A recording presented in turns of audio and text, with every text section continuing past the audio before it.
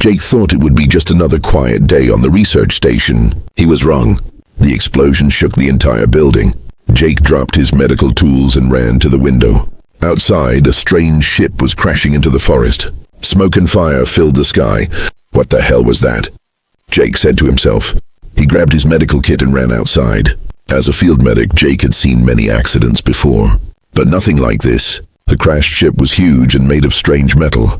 It was silver and glowed with blue lights. Jake had never seen anything like it.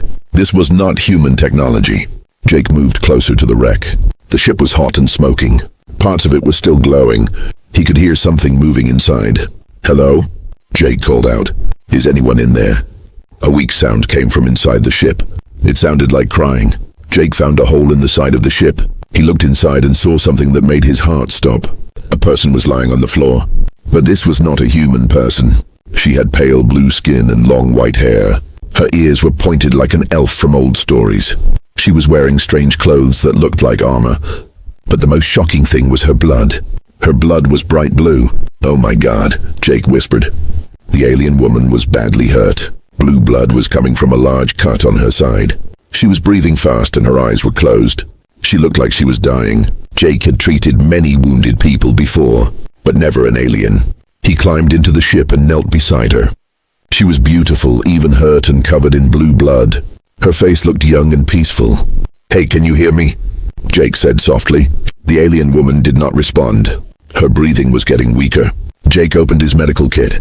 He had bandages, medicine, and tools. But would human medicine work on an alien? He had to try. Jake cleaned the wound as best he could. The blue blood was thick and warm, just like human blood. But it smelled different. It smelled like flowers. He pressed a bandage against the cut, but the bleeding would not stop. The alien woman was getting paler. Her blue skin was turning white. "Come on," Jake said. "Don't die on me." Jake tried everything he knew.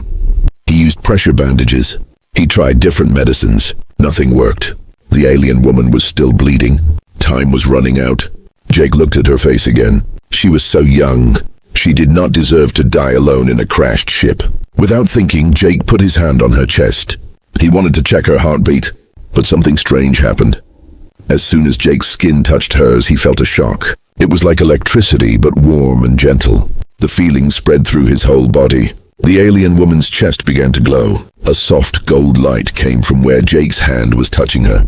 The light got brighter and brighter. Jake tried to pull his hand away, but he could not move it. The warm feeling was getting stronger. It felt like his hand was stuck to her skin. "What's happening?" Jake said.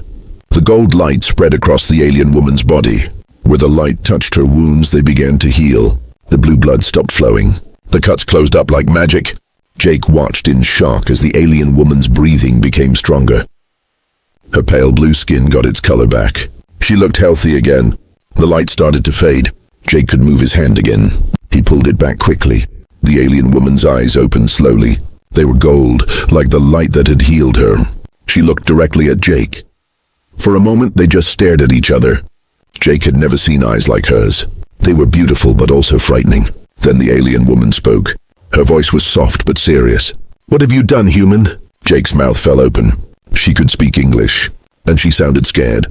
I was just trying to help you," Jake said. "You were dying." The alien woman sat up slowly. She looked at her healed wounds, then back at Jake. Her gold eyes were wide with surprise and fear. "You do not understand," she said.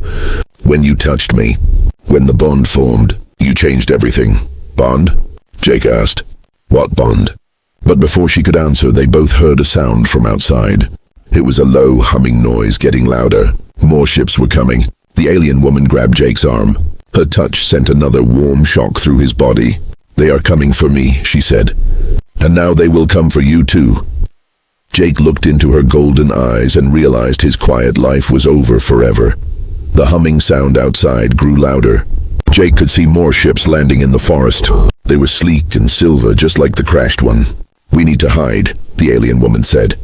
She stood up quickly, but her legs were shaky. Jake caught her arm to help her. The moment their skin touched, that warm feeling shot through him again. But this time he felt something else too. Fear. Deep, terrible fear. But it was not his fear. It was hers. "What the hell?" Jake said, letting go of her arm. The alien woman looked at him with those golden eyes. "You felt it, did you not?" "My fear," Jake nodded slowly. How is that possible? The soul bond, she said. When you touched me while I was dying, you saved my life. But you also linked our souls together. Jake stared at her. Soul bond? That sounds crazy. It is real, she said. My name is Zara. I'm from the planet Althea. Among my people, the soul bond is sacred and very rare. Outside, Jake could hear voices shouting in a strange language. The other aliens were looking for Zara. What does this bond thing mean? Jake asked. Zara looked scared. It means we can feel each other's emotions, share each other's pain, and... She paused, looking down at the ground. And what? And my people will kill you for it. Jake felt his heart drop. Kill me, why? Zara began walking toward the hole in the ship. Because you are human, and humans are forbidden to bond with us. That's insane, Jake said, following her. I was just trying to save your life. I know, Zara said softly. But my people do not care about reasons. They only care about rules. They climbed out of the crashed ship. The forest was full of smoke and strange blue lights. Jake could see figures moving between the trees. They were tall and moved like Zara. Why were you running? Jake asked. What happened to your ship? Zara's face looked sad and angry at the same time. My father is the king of Althea. He wants me to marry Prince Korvac from another planet. But Korvac is cruel and evil. I said no, so you ran away. I tried to, but my father sent his guards after me. They shot down my ship. Zara touched the side of her head. I hit my head when I crashed. That is how I got hurt so badly. Jake suddenly felt angry. But again, it was not his anger. It was Zara's anger about the forced marriage.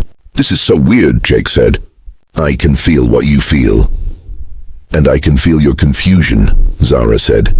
The bond goes both ways. They heard the voices getting closer. The alien guards were searching every part of the crash site. Is there somewhere we can hide? Zara asked. Jake thought quickly. My research station has underground rooms. We can hide there. They started moving toward Jake's building, but they had to be careful. The alien guards were everywhere. As they walked, Jake noticed something strange. He felt stronger than usual. His steps were lighter. His hearing was sharper. Is the bond doing this to me? Jake asked. Zara nodded. The soul bond makes both people stronger. Your human abilities and my Althean abilities mixed together. They reached the research station without being seen. Jake led Zara to the underground storage room. It was dark and safe. Once they were hidden, Zara sat down heavily. She looked tired and scared. Jake, she said, there is something else I must tell you. More bad news. My father is not just a king. He is the leader of the Althean Military Council. If he thinks humans can bond with his people, he will see humans as a threat. Jake felt cold fear in his stomach. What does that mean? It means he might declare war on your entire species. Jake sat down hard. This was getting worse and worse, all because I tried to help you. I am sorry, Zara said. Tears ran down her blue cheeks. I never wanted this to happen. Jake looked at her crying and felt his heart break, but he also felt something else, determination. We will figure this out, Jake said. There has to be a way. Suddenly they heard loud crashes from above. The alien guards had found the research station. Princess Zara, a deep voice shouted. We know you are here. Come out now. Zara stood up quickly. They found us. Princess, Jake said. You did not mention you were a princess. I was hoping it would not matter, Zara said. The crashes got louder. The guards were breaking down doors. Princess Zara, the voice shouted again. You have 1 minute to surrender. If you do not come out, we will kill any human we find. Zara looked at Jake with panic in her golden eyes. They will kill you just for being here. Jake heard heavy footsteps on the stairs. The guards were coming down to the underground rooms. There is only one way to save you, Zara said quietly. What way? Zara took Jake's hands in hers. The warm bond feeling flowed between them. I have to claim you as my chosen mate. Your what? If you are my mate, they cannot kill you without dishonoring me. But Jake, Zara looked into his eyes. If I do this, there is no going back. We will be bonded for life. The footsteps were almost at their door. Princess! Last warning! Jake looked at Zara's scared but beautiful face. He thought about his quiet life that was already ruined. He thought about the war that might start because of him. But mostly, he thought about how he could not let this brave alien princess face her problems alone. "Do it," Jake said. The door exploded open, just as Zara pressed her lips to Jake's. Golden light filled the room as their bond became complete. Being bonded to an alien princess sounds exciting. Until her entire army wants you dead, Jake's world changed in an instant. One moment he was floating in space, saved by Zara's healing touch. The next moment he was standing in a massive crystal palace, facing the most terrifying creature he had ever seen. King Vorth was 12 feet tall. His skin was dark purple like a storm cloud. His eyes glowed red with anger. When he spoke, his voice shook the entire room. "You dare bring a human here?" The king roared at Zara. "You dare bond with this pest?" Zara stepped in front of Jake. Her body began to glow with silver light. "Father, he saved our ship. He risked his life for us. He is human." The king's massive fist slammed down on his throne. The sound was like thunder. "Humans are destroyers. Humans are killers. And now my daughter has bonded with one." Jake felt the bond between him and Zara like a warm rope connecting their hearts. He could feel her fear, her sadness, her love for him. It was the strangest feeling in the world. "Father, please," Zara began. "No." King Vorth stood up. His shadow covered them both. "The bond cannot be broken, so I will do what must be done. I declare war on all humans. Every human ship, every human colony, every human world will burn. And this one," he pointed a clawed finger at Jake, "this one dies first." Guards rushed into the room. They were tall and strong like Zara, but their faces were cold and mean. They carried weapons that crackled with blue energy. "Run," Zara whispered to Jake. "We have to run now." They ran, through crystal halls and silver corridors, past shocked alien faces and shouting guards. Zara grabbed Jake's hand and pulled him into a small ship. The ship shot out of the palace like a rocket. "Where can we go?" Jake asked as alarm screamed behind them. "The old ruins," Zara said. Her fingers danced over strange controls. "On the dead moon. It's the only place they might not look." For 3 days they hid. 3 days of running from ship to ship, planet to planet. Jake learned amazing things about their bond. When Zara was tired, his human energy made her stronger. When he was scared, her alien calmness made him brave. They were better together than apart, but they could not run forever. The dead moon was gray and empty. Ancient ruins covered its surface like broken teeth. Zara landed their ship in a deep crater and covered it with rocks. "My people built these cities long ago," she explained as they walked through crumbling walls. "Before we learned to travel the stars, maybe here we can hide until..." A blue energy blast hit the ground near Jake's feet. Smoke and dust flew everywhere. "There," a voice shouted. "The human and the traitor." Guards poured out of the ruins like angry insects. They had been waiting. It was a trap. Jake and Zara ran deeper into the ancient city. The buildings were tall and twisted, full of dark corners and hidden passages. But there were too many guards. Every path led to more enemies. Finally, they found themselves trapped in a round room with no way out. The walls were covered with strange symbols that seemed to glow in the dark. Guards surrounded the only door. Their weapons hummed with deadly energy. "Princess Zara," the guard captain called. "Come out. Your father will be gentle if you come now." "What about Jake?" Zara shouted back. "The human dies. That cannot change." Jake looked around the room desperately. The symbols on the wall seemed familiar somehow, like writing he should know but had forgotten. His hand touched the wall and suddenly the symbols blazed with white light. "Jake," Zara gasped. "How did you..." The wall slid open. Behind it was a hidden chamber filled with machines. But these were not alien machines. Jake knew them. He had seen them in Earth museums and history books. Human machines. Human technology. Hidden here for thousands of years. "Impossible," Zara whispered. "Humans have never been to this moon." Jake's hands moved over the controls like he had used them all his life. The machines hummed to life. Power flowed through circuits that had been cold for centuries. A hologram appeared showing the moon, the ruins, everything. But as the machines powered up, Jake felt something terrible. The bond with Zara was getting weaker. The human technology was fighting the alien connection. Using these machines might save them from the guards, but it might also destroy the only love Jake had ever known. Outside, the guards were breaking down the door. Energy weapons charged up with deadly whines. Time was running out. Jake's finger hovered over a big red button. The button that would fire the ancient human weapons. The button that would save their lives. The button that might kill their love forever. What would Jake choose? His life or his heart? The ancient ruins held a secret that changed everything we knew about humans and aliens. Jake's finger stayed frozen above the red button. Behind him, the guards were almost through the door. Beside him, Zara watched with scared eyes. The bond between them flickered like a dying candle. "Jake," she whispered. "Whatever happens, I'm glad we found each other."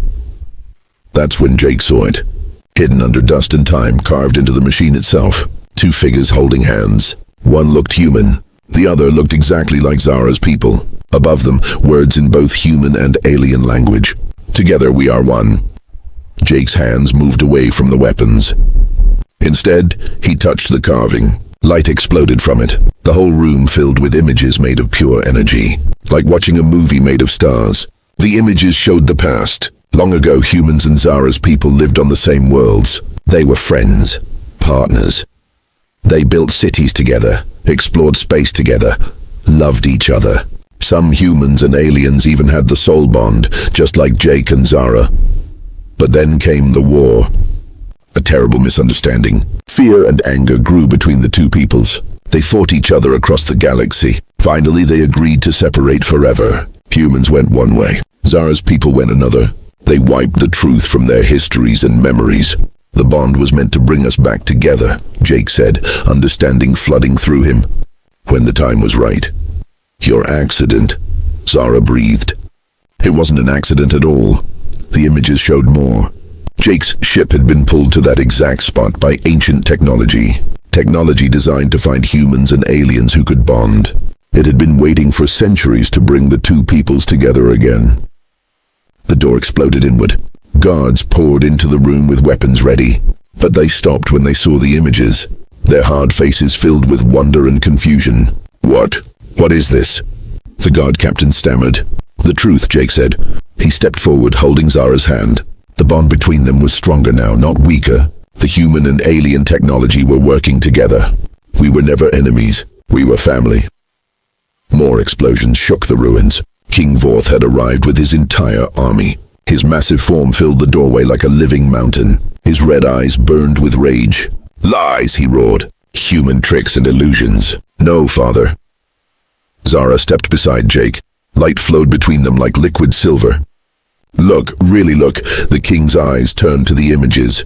Jake saw something flicker in that terrible face. A tiny crack in the anger, like he was remembering something lost long ago. "I had dreams," the king whispered. "Dreams of humans who were not evil. But that cannot be. Humans destroyed our colonies, killed our children. And we thought your people did the same to us," Jake said. "But maybe we were both wrong. Maybe someone else started the war. Someone who wanted us to hate each other." The images changed. They showed shadow creatures, beings made of dark energy. The real enemies who had caused the war by attacking both sides. Who had hidden the truth to keep humans and aliens apart. King Vorth's massive hands shook. "If this is true, if I have spent my life hating the wrong enemy, it's not too late," Jake said. He could feel Zara's love and strength flowing through their bond. It made him brave enough to face the giant king. "We can start again. Humans and your people together like we were meant to be." "Prove it," the king snarled. "If humans and my people can truly work together, prove it now." Jake nodded. He placed his hands on the human controls while keeping his bond with Zara strong. The alien princess put her hands on the alien symbols. Together, they activated both technologies at once. The dead moon came alive. Ancient machines hummed with power. Human ships and alien ships appeared on screens across the galaxy. Messages began to transmit, telling the true story to both peoples. "Impossible," the king breathed. "No one can control both technologies at once. The energies are too different." "Not if you're bonded," Jake said. "Not if you're together." For a moment, hope filled Jake's heart. Maybe they had done it. Maybe the truth would be enough. But King Vorth's face hardened again. His pride was too strong. His fear too deep. "Words and old images," he growled. "Anyone can fake such things. If you truly believe humans and my people can be united, then prove it in the old way." Single combat. You and me. If you win, I will consider peace. If you lose, the king's claws extended. Each one was as long as Jake's arm and sharp enough to cut through steel. If you lose, human, I will hunt down every human in the galaxy. Your entire species will pay for what I believe they have done. Jake's throat went dry. Fight this giant? This monster who could crush him like a bug. But as he looked into Zara's eyes, he felt their bond pulse with power. Maybe, just maybe, he had a chance. Could love and truth defeat centuries of hate, or would Jake's death doom humanity forever? One human's courage would decide the fate of two entire species. Jake looked up at King Vorth. The alien ruler was twice his height and 10 times his weight. His claws could tear through metal. His strength could crush rocks to powder. But Jake felt Zara's hand squeeze his own, and suddenly he wasn't afraid anymore. I accept, Jake said. The king's red eyes flashed with surprise. He had expected the human to beg for mercy or try to run away. Instead, Jake stepped into the center of the ancient room. The guards formed a circle around them. Even they seemed shocked that this small human would fight their mighty king. Jake, no, Zara whispered. He'll kill you, maybe, Jake said softly. But if I don't try, he'll kill everyone I've ever known. Every human in the galaxy. King Vorth removed his royal robes. Underneath, his purple skin was covered with old battle scars. His muscles rippled like steel cables. He looked like a living weapon. I will make it quick, human, the king said. For my daughter's sake, the fight began. King Vorth charged like an angry bull. His claws swept through the air where Jake's head had been a second before. But Jake wasn't there anymore. He had rolled to the side, using his smaller size to stay away from those deadly claws. The king spun around and charged again. This time, his massive fist crashed into the stone floor where Jake had been standing. The ancient rock cracked and split. Jake had jumped backward just in time. Stand still and fight, the king roared. But Jake had learned something important about fighting bigger opponents during his years as a space pilot. You don't fight their fight, you make them fight yours. Jake ran around the room, jumping over broken stones and sliding under the king's massive arms. Every time the king tried to grab him, Jake was somewhere else. The huge alien grew angrier and angrier. He started making mistakes. Then Jake felt it. Through his bond with Zara, power flowed into his muscles. Alien strength mixed with human speed. He could move faster than before, jump higher, think clearer. King Vorth swung his claws in a wide arc. Instead of dodging away, Jake jumped straight up. He grabbed onto the king's arm and used it like a tree branch to swing himself up onto the giant's shoulders. What? The king started to say. Jake wrapped his arms around the king's thick neck, not to choke him but to hold on. The king spun around and around, trying to shake the human off, but Jake held tight. I don't want to hurt you, Jake shouted over the king's angry roars. I want to save you. Save me. The king reached up to grab Jake, but the human was positioned where the big alien couldn't quite reach him. The shadow beings, Jake said. They're still out there. They made us fight each other so we'd be weak. While we were busy hating each other, they've been getting stronger. Soon they'll come back to finish what they started. The king stopped spinning. In the sudden quiet, Jake could hear everyone breathing hard. You lie, the king said, but his voice wasn't as sure as before. The ancient machines showed us, Jake said. They're coming back in 50 years. Maybe sooner. When they do you think humans alone can stop them? Do you think your people alone are strong enough? We need each other. We always did. Slowly, carefully, Jake let go of the king's neck and jumped down to the floor. He stood there, arms at his sides, completely defenseless. I could crush you right now, King Vorth said. Yes, Jake agreed.